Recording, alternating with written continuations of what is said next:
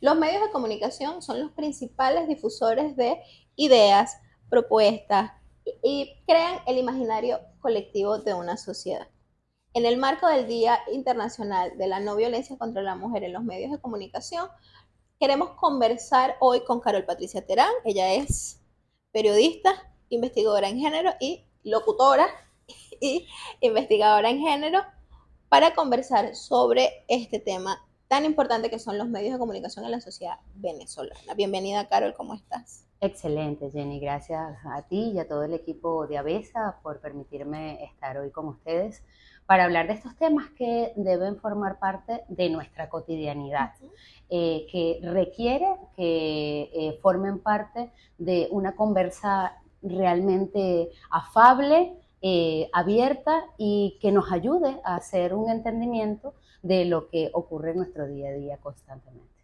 Para comenzar esta conversación, Carol, ¿qué papel juegan los medios de comunicación en la construcción de los roles de género? Bueno, mira, el papel es importantísimo. Ya hace 30 años McLuhan nos los decía cuando nos daba criterios acerca de el mensaje es el medio o estamos en una aldea global, el entendimiento de que los medios de comunicación claramente son un poder, identificados a lo largo de la historia como el cuarto poder, que bien la UNESCO también nos los ha referido como unos modeladores de la percepción. Y no solo modelan, también la legitiman, la transforman y nos permiten poder tener un constructo de ideas en las sociedades para instaurar, bueno, las líneas básicas de cómo debe hacerse el día a día de la vida, pues, ¿no? Allí, por supuesto, a lo largo del tiempo hemos venido estudiando históricamente cómo los medios han sido un propulsor, un brazo extendido de algunas cúpulas de poder que han buscado instaurar algunos conceptos y algunas líneas de acción para determinar el qué hacer y cómo hacerlo, para establecer además una modelación incluso del género desde los tiempos primarios, en donde se estableció el papel que ocupaban las mujeres y el papel que ocupaban los hombres. Estos estereotipos que, como bien nos dice Diana Uribe, periodista, locutora y filósofa colombiana, los estereotipos son un propósito, ellos tienen una intencionalidad y nos buscan marcar una línea de acción que nos determina el qué hacer. Hemos visto cómo la construcción a través de los medios de comunicación nos permiten instaurar y perpetuar estereotipos que definen qué podemos y qué no podemos hacer, qué va a lo privado, qué va a lo público, en dónde estamos y a dónde podemos acceder. A lo largo del tiempo han ocurrido transformaciones, pero por supuesto hoy en día todavía seguimos viendo vetas en donde identificamos cómo sobre todo los medios tradicionales, prensa, televisión, siguen guiando una línea estructurada para definir ese quehacer social que hoy en día además hay que cuidar mucho porque pareciera que está dando un giro hacia las tendencias más tradicionales, sociales y moralistas, que nos llevan a luchar incluso con esas acciones que nos han permitido adelantar progresistamente en luchas que han formado parte de la defensa de los derechos humanos, especialmente de los grupos más vulnerables. Sí, y te escuchaba claro, no es casual que este retroceso venga en este momento de la historia, que ha pasado siempre, ¿no? Porque los dueños de los medios de comunicación son estos magnates que son unos señores súper conservadores. Y que Luego son muy entonces, pocas y familias, que son, ojo. sí, son quienes son los dueños de Instagram, TikTok, YouTube, ¿sabes? Son, y bueno, antes cadenas televisivas también eran unos señores con unas ideas muy conservadoras que por supuesto van a posicionar, son las ideas con las que ellos están de acuerdo. Entonces, quizás sí hubo un momento de la historia donde había más pluralidad en los medios. Claro, ya pasamos de los medios tradicionales, llamamos tradicionales, televisión, radio, prensa escrita, hacia las redes sociales. Y hubo quizás una pluralización de las ideas, ¿no? Hay como más capacidad de que, bueno, tú puedas publicar en tu cuenta, yo puedo preguntar en la mía, tenemos como quizá oportunidad de expresar nuestras opiniones, pero al mismo tiempo estas opiniones pueden hacerse virales o no, pueden La llegar magia del algoritmo. o no, porque exactamente, esta discusión si el algoritmo es o no es tan orgánico, pero entonces son estos señores, entonces si yo es mi negocio, obviamente yo no voy a pagar por cosas con las que yo no esté de acuerdo o por cosas con las que no me voy a lucrar, ¿no? Entonces, también es la trampita de que parece que no son medios de comunicación, están puestos ahí para las comunidades, ¿no? Para la población general, pero al final es el negocio de un grupo de hombres eh, millonarios, de Hombres. hombres con dinero. Por supuesto. Porque bueno, es que además deberíamos de caer en cuenta de una realidad que termina siendo una lucha histórica, ideológica, filosófica, de por qué luchamos contra el patriarcado. Tenemos que luchar contra el patriarcado básicamente porque es el gran opresor del mundo, porque no nos oprime solo a las mujeres, ni a los grupos vulnerables que están fuera del margen de ese modelo mágico que estableció en el androcentrismo, de determinar la guía de quién debe ser el modelador social. Ustedes los hombres también están siendo afectados por el patriarcado. Y eso lo hemos visto afortunadamente en la evolución del crecimiento de tendencias como masculinidades no hegemónicas que hoy abren la oportunidad de mostrar una forma distinta de ser hombre también, donde se conjuga con esa misma estructura de decir no hay una sola forma de ser mujer, ¿no? Exactamente. Ni de ser humano en términos generales, pues. Porque además esa diversidad es la que nos nutre en el panorama general y nos permite asentar la idea de que siendo diferentes somos iguales. Ahora, en ese criterio de poder potenciar esa idea desde los medios de comunicación, por supuesto, eso no necesariamente tiene que ser un objetivo foco real que le interese a los medios de comunicación, porque los factores de poder en determinado momento también tratan de estructurar cuál es el mensaje y la temática que les conviene posicionar. Exacto. Para mantener sus plataformas de dominio colectivo. Eso es indiscutible. Entonces los medios de comunicación van a ser la catapulta para lograr específicamente eso. Que entre los medios de comunicación y en esta sociedad hemos tenido grietas, intersticios que han permitido fluir a través de las redes sociales la posibilidad de que estos sean espacios que abran una puerta a la pluralidad, al entendimiento, al pensarse que hay cierta libertad en el desarrollo de las cosas, pero una libertad que está también sometida al yugo de, como decíamos, los algoritmos, las definiciones. Por ejemplo, con la de 1900, las tendencias. Con la de 1995 nos hablaba acerca de la importancia del reconocimiento de los sesgos en el manejo del algoritmo, porque los programadores eran hombres y estaban estructurados a partir de un cierto criterio de entendimiento de cómo se iba a definir esa ruta por la que se iba a dar permisos de lo que no entraba y de lo que no entraba en el proceso de transmisión de mensajes. Ahorita, ¿no?, que hablaste de los sesgos, tenemos la IA. Claro, y además profundamente es muy buena para muchas cosas. Ya es fantástica, pero fantástica. Termina siendo también, claro, termina teniendo un papel muy ambivalente, porque puede perpetuar estereotipos y puede potenciar desigualdades, pero al mismo tiempo abrir la oportunidad para empezar a posicionar nichos hacia la igualdad y la equidad, de ver las miradas. Por eso es que ahí es importante el sesgo tecnológico, la visión, el tema del eugenismo tecnológico que todavía hoy en día abraza a muchas mujeres. En estos meses hemos estado conversando, desde CDSEX hemos estado conversando con mujeres en el entorno de la ciencia y vemos con gran satisfacción que muchas puertas se han abierto para mujeres en los entornos STEM. Sin embargo, todavía seguimos luchando con algunos elementos que hacen que la brecha sea en algunos espacios insostenible e insoslayable. Entonces, en ese criterio debemos como también poner la mirada de que hemos luchado hasta ahora, y eso es algo que seguramente vieron el fin de semana con un material que trabajamos en CDSEX, en donde analizábamos las luchas que hemos tenido las mujeres y cómo esa historia a veces queda invisibilizada. y es producto también del efecto de los medios o los entornos de las plataformas en todo el nombre amplio de ella, ¿no? Porque, claro, hay cosas que se van quedando solapadas en la gran marea de información que tenemos, porque eso también nos ha permitido las redes sociales, entender que hay una marea de información que lucha por protagonismo, que lucha por la tendencia y que al final va a estar supeditada a lo que los grandes mentores de estas plataformas determinen qué es y qué no es noticia. Hablemos un poquito del lenguaje. ¿Cómo el lenguaje? Que además está esta discusión de que sí, de que están dañando el español.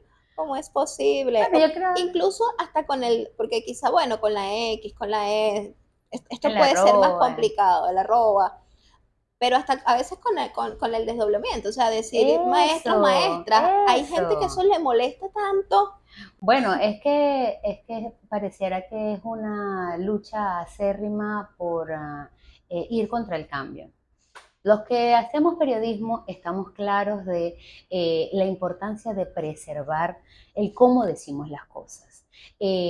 Nuestro lenguaje, el español, el castellano, es tan rico, está tan Fantástico, lleno de sí, elementos que nos permiten poder aportar a esa inclusión, que si hiciéramos el pequeño ejercicio de tratar de repensar, una vez que hemos escrito alguno de nuestros planteamientos, cómo podemos darle la mirada a lo que se ha conocido como las otredades que quedan fuera de ese abanico del modelo del androcentrismo patriarcal, nos damos cuenta que hay múltiples formas en las que podemos hablar y mostrar no solo a las mujeres, sino a otras múltiples poblaciones, porque tendríamos en todo caso que reconocer la línea transversal de la interseccionalidad, porque tenemos que tener una mirada amplia a los públicos a los que llegamos. Y no es igual llegarle a un público de hombres que llegarle a un público de mujeres, que llegarle a un público de mujeres indígenas, a un público de mujeres afro, a un público de la población LGBTIQ+, entre otros. Entonces, es una mirada amplia que nos permite reconocer que, bueno, algunas discusiones se han centrado en eso de lo binario, hombre-mujer, pero realmente lo que tenemos que preservar es la conciencia de la humanidad, el entendimiento de ese entender en el lenguaje inclusivo, en un lenguaje no sexista, en un lenguaje que no minimice, en un lenguaje que no invisibilice y que nos permita reconocer que la palabra tiene poder. En la medida en que nosotros reconocemos que la palabra nos va a permitir generar cambios, esos cambios en la forma en la que cambiamos el cómo hablamos, también cambiamos el cómo pensamos. Y cuando cambiamos el cómo pensamos, indiscutiblemente también cambiamos el cómo actuamos. Entonces, esa transformación es la que nos va a ayudar a acercarnos cada día a sociedades cada vez más justas, equitativas, que permitan tener una visión más amplia.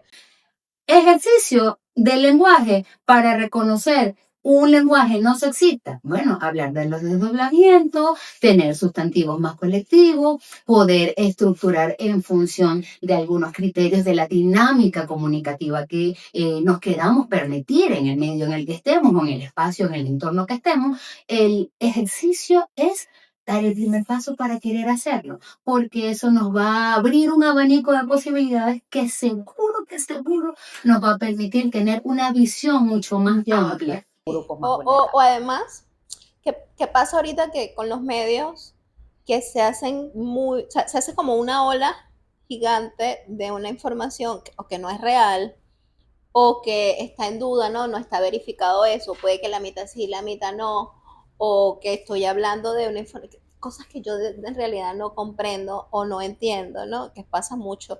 Por eso quería como que habláramos de la responsabilidad no solo que tienen comunicadores y comunicadoras sociales, sino de influencers o de personas en general que tienen un micrófono, porque ahorita tú vas y te compras el micrófono en el centro comercial y con una cámara del teléfono te puedes convertir en una persona influyente, con o sin intención.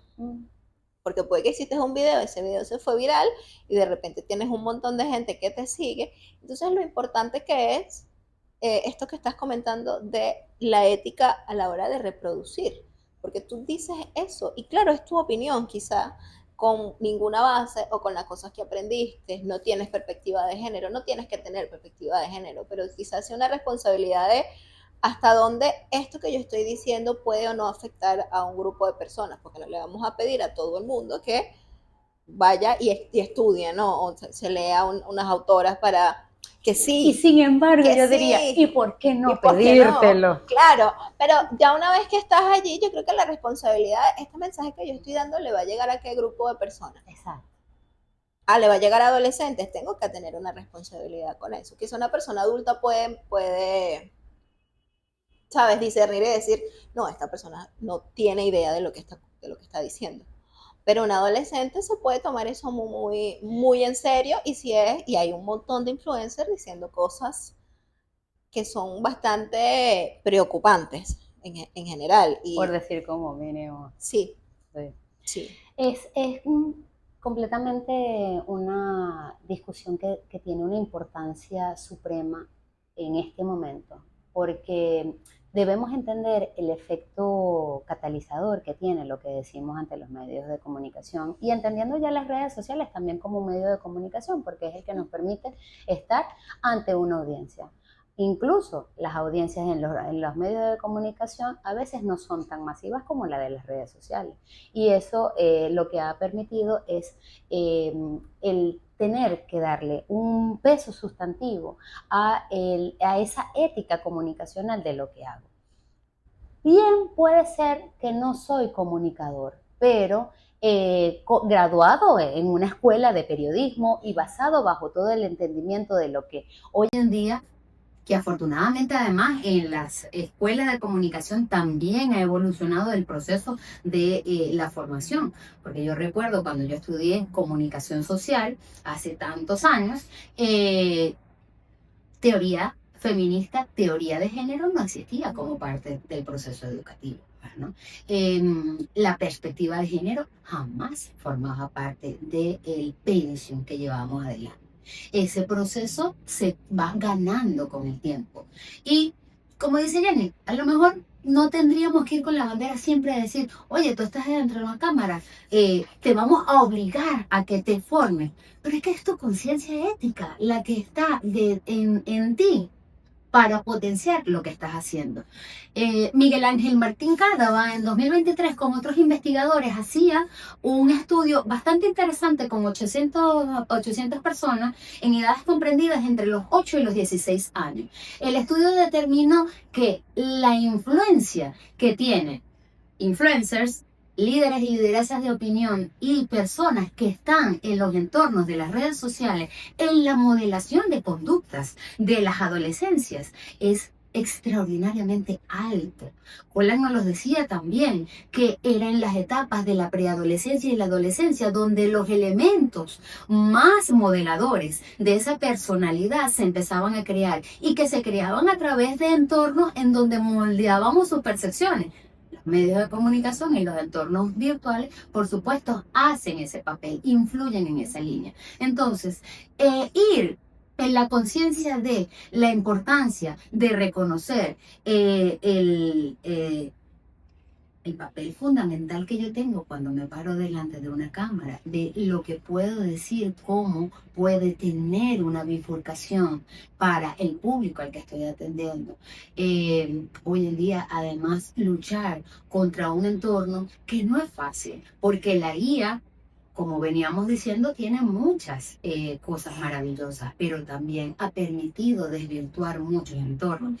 Hoy luchar contra los fake news es algo avasallante. Afortunadamente ha sido la oportunidad como para nacer otra forma de periodismo, porque nos hemos convertido en laboratorio para, Claro, para desmentir. desmentir y desmontar los fake news que se desarrollan a nivel mundial. Venezuela lo vivió al inicio de este 2026, que fue muy atípico y particular y que nos permitió reconocer que en ese momento no estábamos tan claros que era verdad y que no lo era. Entonces, en esa realidad, cada día, quien está detrás de la cámara también tiene un papel sustantivo, porque le corresponde, sí, sigue o escucha o se engancha con el mensaje de algún influencer, líder o lideresa de opinión, también tener esa perspectiva crítica para determinar lo que estoy oyendo en verdad me está nutriendo en función de lo que mi imaginario, mi constructo me encamina o me están tratando de moldear. Y en realidad los medios de comunicación, la publicidad y todos los elementos que giran alrededor de ellos permanentemente nos van a tratar de moldear. Así que lo importante es estar como en una sintonía de lo que consumo, soy un filtro, no soy esponja. Y ese es un mensaje que yo lo tengo muy marcado, porque yo tengo una chama adolescente y permanentemente le hablo acerca de estas realidades, porque afortunadamente también podemos tener vínculos en donde creamos esas perspectivas críticas desde los espacios más jóvenes. Y la adolescencia, aunque puede a veces ser un motor, dos cables de alta tensión que luchan con uno, podemos encontrar espacios en donde nos podemos integrar y podemos dar herramientas para cada día poder discernir un poco más acerca de lo que conseguimos en los entornos comunicacionales. Porque, por supuesto, la opción no necesariamente va a tener que ir en la línea de la abstención, porque funciona igual, así como funciona con los derechos sexuales y los derechos reproductivos. Si le damos abstención, simplemente lo que nosotros no llenemos lo va a llenar el entorno mediático, el entorno de las redes, la IA, y por eso empezamos a conseguir desvirtuaciones tan especiales como el hecho de que nuestros jóvenes hoy empiezan a sentirse más cómodos hablando con ChatGPT que hablando con sus propios padres. Exactamente. Quería que habláramos un poquito sobre la violencia simbólica, antes de cómo los medios de comunicación, claro, ya hablamos de la desigualdad, hablamos de los sesgos, de la invisibilidad, pero parece mentira, pero estamos en el 2026 y todavía sigue habiendo titulares muy violentos cuando se trata de un feminicidio, por ejemplo, ¿no? Todo recae en la víctima y no en la persona agresora. Entonces, ¿cómo los medios ayudan a perpetuar? Ciertamente, el medio no lo hizo, el medio está informando, pero cómo esta manera en la que informa genera una revictimización también en torno a la persona o a la mujer que sufrió la violencia. Entonces, hablemos un poquito de cómo la violencia simbólica está presente en los medios de comunicación. Bueno, los medios evidentemente son catalizadores de lo que ocurre en el entorno social. En realidad, a veces nos conseguimos también con prácticas en el ejercicio periodístico que hoy, en pleno siglo XXI, todavía distorsionan en función de lo que ya debería ser una lección aprendida, de entender que los periodistas y las periodistas atendemos un hecho noticioso que no es de entes inertes, es de seres humanos que son sujetas y sujetos de derecho, en los que debemos reconocer además el impacto diferenciado de lo que decimos, de cómo lo hacemos, las coberturas que hacemos, tienen que tener una visión distinta de cómo impactan a hombres, mujeres y a otros grupos poblacionales, entendiendo además que la forma del ejercicio periodístico debe ir cada vez más en línea de la conciencia, de la ética comunicacional, del entendimiento de lo que hacemos, del efecto, esto mismo que veníamos conversando segundos atrás, del efecto de lo que decimos y de cómo lo hacemos, porque también seguimos modelando las percepciones y de lo que es íntimo y privado y de lo que es público. Cuando tratamos un hecho de violencia basada en género, una noticia que se vincula a la violencia basada en género, pero como lo tratamos como un crimen pasional, indiscutiblemente lo estamos arrimando al entorno privado. Lo estamos arrinconando en un espacio en donde se invisibiliza porque no le damos el peso sustantivo que debe tener. Lo normalizamos porque se trivializa en el proceso de comunicación y al mismo tiempo se normaliza el efecto de la no consecuencia de lo que esto genera en la vida de esa mujer que es un ser humano y que, repito, es un sujeto de derecho, a la que hay que observar de manera distinta. Las cosas hay que hablarlas de la manera correcta. Hay que decir las cosas con sus nombres adecuados. no hablamos de crimen pasional, hablamos de feminicidio, que es un crimen que afecta a las mujeres por violencias basadas en género y que se vincula a un efecto que está tipificado en la ley y que debe ser observado de esa manera. Cada día los periodistas y las periodistas necesitamos también potenciar la idea de ir creciendo en la conceptualización de los elementos que nos involucran a ser profesionales cada vez más documentados, más formados en las áreas en las que nos identificamos. Entonces, el poder tener también un bracito agarrado al tema de la conciencia de los derechos humanos, del efecto que hace en lo que hacemos, es fundamental porque nos permite tener una mirada distinta. El ponernos los lentes de género no necesariamente es un hecho que nos aleja de la práctica neutral. Por el contrario, nos da la oportunidad de abrirnos a un panorama en donde hay una audiencia que históricamente ha sido invisibilizada y que merece ser atendida, porque no en vano es más del 50% de la población del mundo. Entonces, necesitamos tener un criterio que nos permita ampliar esa mirada, que nos permita entender que no podemos estar solamente en el modelo de lo que impone lo masculino, porque si nos lo enseñaron, pues, ¿no? A partir incluso de ese proceso de lenguaje. Sí. Pero la violencia simbólica está ahí permanentemente, afectándonos constantemente con elementos muy particulares como la cosificación del cuerpo humano, tratarnos como una cosa. La publicidad lo ha hecho históricamente.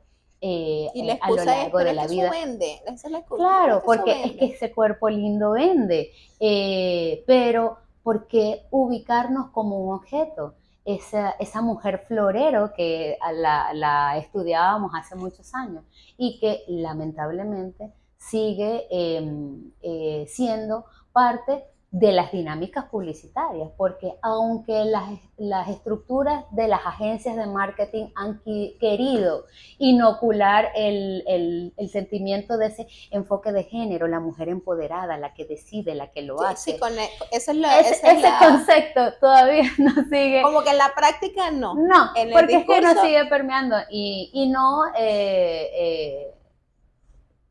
tengamos que establecer el criterio de es que vamos a ocultar nuestro cuerpo y es que no tenemos por qué salir en trajes de baño en una publicidad. No, está bien, pero con el concepto y la concepción que realmente debe tener, no una visión de una figura de posicionamiento solo como cosificación, porque eso además se conecta con otra desvirtuación que es la hipersexualización del cuerpo de las mujeres, en donde por supuesto todo se sexualiza y que eso en definitiva va muy en la línea de definir, oye, ¿qué le seguimos dejando a nuestras nuevas generaciones, ¿no? En donde además hoy en día las redes sociales han sido el nicho de esta nueva moda de las niñas muy arregladitas, con muchas tendencias de maquillaje. Sí. En estos días veía un trabajo extraordinario de una influencer juvenil, se me escapó ahorita el nombre, pero la niña hacía una reflexión, una perspectiva crítica que me encantó, porque ella, por supuesto, junto con su papá, hablaba del efecto real que tenían estas tendencias de ahora, hablamos de algo mientras me arreglo. Entonces, y mientras me arreglo te voy diciendo el criterio de la marca del rímel que me estoy colocando, el lápiz labial y el tono para que lo busques porque es el que me queda fashion y ese tipo de cosas. Entonces, también esa línea de entendimiento va hacia la transparencia, al comprender también que estamos en espacios, bueno, en donde hay que vender, habrá cosas que hay que vender, pero que el sesgo de la venta no oculte la emisión del mensaje que estoy haciendo, que pueda haber transparencia en el entendimiento de las alianzas que estoy teniendo para determinar y además cambiar el enfoque, porque una cosa sí debemos traer a la mesa y es que lo mismo que nos pasaba hace algunos años sigue perpetuándose en este instante. Seguimos teniendo jóvenes que en su autoestima se ven muy resquebrajadas, que estamos, aunque ha sido una tendencia contra luchar aquellos estereotipos de la delgadez y de las bellezas absolutas y esa belleza especial que no es mi belleza porque yo no soy así, yo jamás voy a ser una catira de ojos azules, yo soy esta morena y así me debo sentir. Y si tengo un kilito de más o no lo tengo, es un elemento que más allá de una convicción estética, debe estar vinculado a otras áreas de acción que puedan ser un diálogo que podemos tener en otro tiempo de conversación. Pero que lamentablemente están haciendo que cada vez nuestras niñas y nuestros chamos también Sí, sí. estén manteniéndose en ese ciclo vicioso de no soy lo que me muestran los medios. Y las redes sociales es un mensaje que hace mucho tiempo salió, pero que hoy más que nunca está vigente. Lo que vemos en redes sociales no es la realidad. Todo está montado, todo es una estructura, todo es una producción. Hay gente detrás armando lo que se dice, cómo se dice, con qué enfoque se dice, con qué plano se dice, con qué tonalidad se dice, el efecto de la luz que me hace psicológicamente inocular un mensaje especial para ti. Todo eso es producción. Así que las redes sociales no son una naturalidad. Es que me desperté despeinada. No, eso no existe. En las redes sociales, lamentablemente, hay mucha producción y las realidades de los jóvenes en su cotidianidad, por supuesto, terminan resquebrajándose. Entonces, hay que luchar porque además en los últimos años las tendencias de las estadísticas de suicidio han elevado a un nivel que no podemos seguir permitiendo. Entonces, las redes sociales y los medios de comunicación deben también asumir su papel responsable de decir, esto no podemos seguir perpetuándolo en la vida. Exactamente. Carol, se nos está acabando el tiempo, pero me gustaría que habláramos un poquito sobre CDSEX, el trabajo maravilloso que han venido haciendo, en qué están haciendo, para dónde vamos. Bueno, en CDSEX estamos ahorita muy activos. Para quienes no nos siguen, síganos en @CDSEXBE, CEDE, sex, de sexo, BE. Nosotros somos el Centro de Estudios de Derechos Sexuales y Derechos Reproductivos. Somos una fundación sin fines de lucro que nacimos en 2019. Allí hay una serie de personas maravillosas que son activistas y profesionales en distintas áreas del derecho, de la comunicación, de la formación. Creemos que investigación, formación, incidencia a través de comunicación y el trabajo en el ejercicio de la multiplicación de servicios de salud para, sobre todo, los grupos más vulnerables, son una línea que nos mueve como organización. Estamos ahorita trabajando arduamente, estamos muy contentos porque al cierre del año 2025 abrimos una nueva sede en Ocumare del Tuy. Los valles del Tuy nos abrieron los brazos en el tiempo de la pandemia y estuvimos trabajando en comunidad tras comunidad hasta que pudimos cristalizar un espacio para hacer atención, gestoría de casos en ese sector que sigue abrazándonos siempre con mucho cariño y nosotros,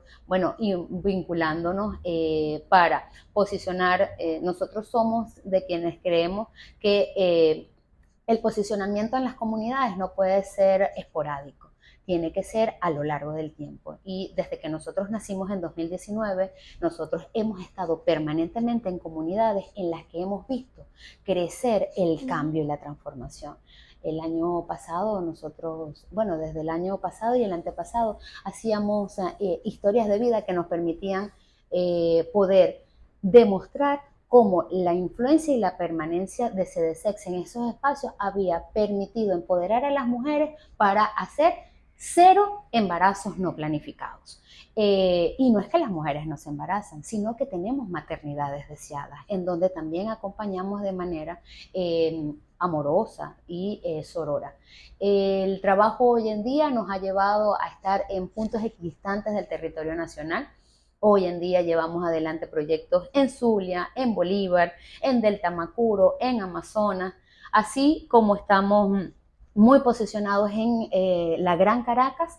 Tenemos una parte de nuestro corazón está en los Valles del Tuy, pero otra está en la zona de Barlovento. Hemos fortalecido nuestra vinculación en sectores como, en municipios como Pedrogual, Acevedo, ahorita metiéndonos muy de lleno con Brión y Páez, así que muy pendientes de todos los procesos que estamos desarrollando allí para que ustedes también participen de toda la labor maravillosa que llevamos a través de nuestros equipos en terreno que, bueno, nos roban el corazón siempre.